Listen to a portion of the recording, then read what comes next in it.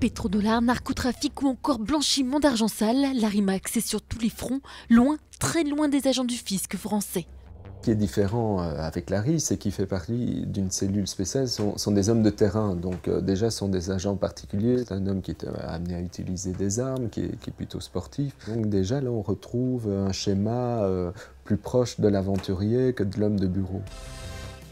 Des enquêtes qui entraînent l'Arimax sur les pentes glissantes de la finance internationale. Corruption, magouille et spéculation. Depuis 1999, les deux auteurs d'IRS utilisent les planches de leur BD pour dénoncer l'inaction des pouvoirs publics. Je crois qu'on est désespérément aujourd'hui dans le besoin de se dire que les choses ne sont pas jouées, qu'on peut se battre, qu'on peut encore influer sur le monde qui est autour de nous. Et pour ça, notre personnage, c'est une manière pour nous, à travers Larry, de dire stop, il y a quand même des choses qu'on ne va pas accepter.